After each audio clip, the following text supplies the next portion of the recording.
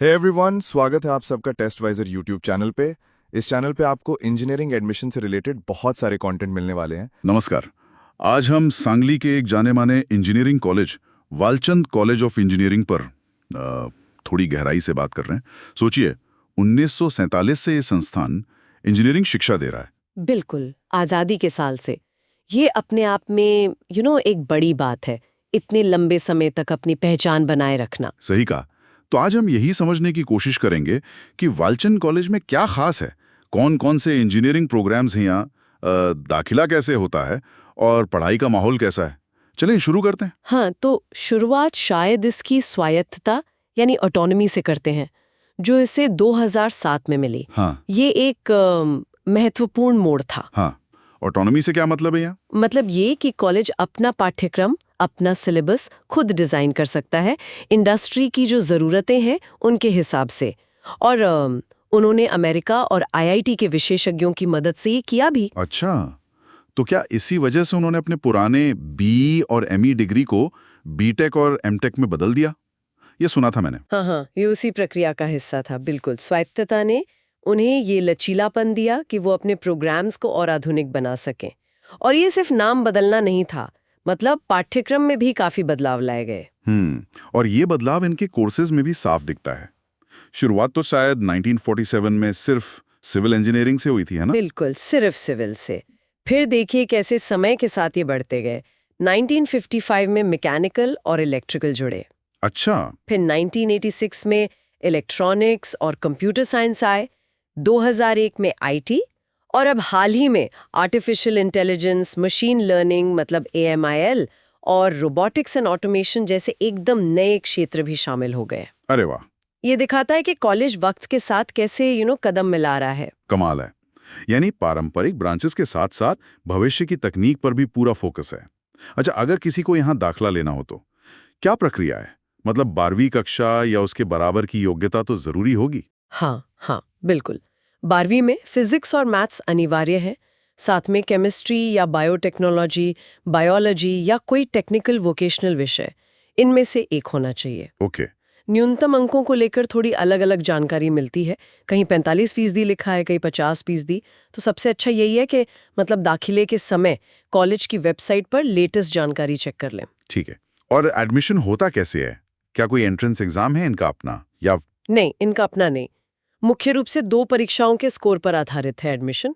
एक तो MHT-CET, जो महाराष्ट्र का कॉमन एंट्रेंस टेस्ट है। हाँ, MHT-CET। और दूसरा JEE मेन, यानी राष्ट्रीय स्तर की परीक्षा। महाराष्ट्र DTE यानी डायरेक्टरेट ऑफ टेक्निकल एजुकेशन के सेंट्रलाइज्ड एडमिशन प्रोसेस CAP के जरिए होती है।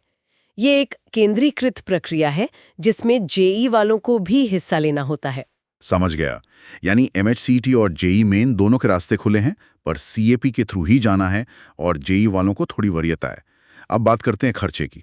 फीस का क्या हिसाब है अंदाजन? देखिए, अलग अलग स्रोतों में फीस थोड़ी अलग बताई गई है, लेकिन बीटेक प्रोग्राम की कुल फीस करीब मान के चलिए 3.42 लाख से 3.70 लाख रुपए के दायरे में हो सकती है पूरे कोर्स की। ओके।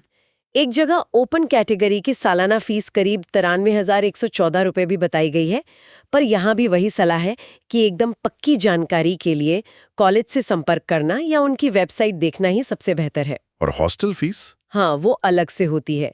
हॉस्टल का खर्च इसमें शामिल नहीं है। ठीक है।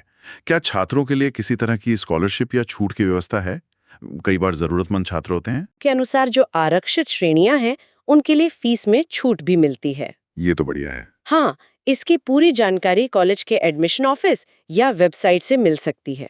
कॉलेज कैंपस के बारे में भी कुछ बताइए। सांगली मिराज रोड पर है, सुना है काफी बड़ा है। हाँ, कैंपस काफी विशाल है, लगभग 90 एकड़ में फैला है। कुछ जगह 103 एकड़ का जिक्र मिलता है, पर 90 एकड़ तो है ही। और महत्वपूर्ण ये है कि इसे AICTE यानी अखिल भारतीय तकनीकी शिक्षा परिषद से मान्यता प्राप्त है। अच्छा। साथ ही इसके कई प्रोग्राम्स को NBA यानी नेशनल बोर्ड ऑफ एक्रेडिटेशन से भी मान्यता मिली है, जो कि गुणवत्ता का एक पैमाना है। और NAAC यानी national assessment and accreditation council की भी एक्रेडिटेशन है इनके पास। तो मतलब मान्यता वगैरह सब ठीक है और स्वायत्तता के कारण पाठ्यक्रम लचीला है, ये हमने पहले बात की थी। इसका क्या मतलब है छात्रों के लिए?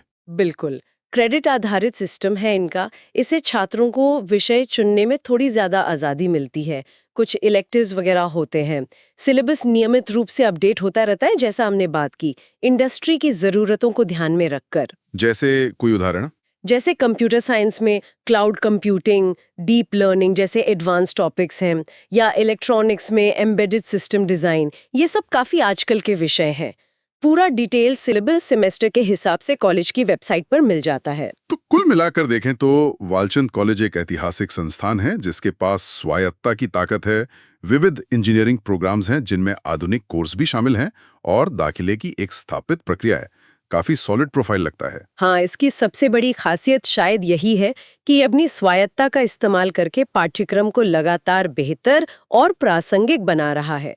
ये छात्रों को इंडस्ट्री के लिए तैयार करने में निश्चित रूप से मदद करता है। लेकिन जैसा हमने पहले भी कहा, फीस, सीटों की सही संख्या। हाँ, वो कंप्यूटर साइंस और आईटी की सीटों में कुछ कंफ्यूजन था ना? हाँ, जैसे कंप्यूटर साइंस में 180 है या 90, आईटी में 120 है या 60, इसमें अलग जानकारी मिलती है। तो ऐसी चीज़ों के लिए और न्यूनतम अंक प्रतिशत जैसी बातों के लिए हमेशा कॉलेज की आधिकारिक जानकारी पर ही भरोसा करना चाहिए, वेबसाइट या एडमिशन ऑफिस। निश्चित रूप से वो सबसे जरूरी है।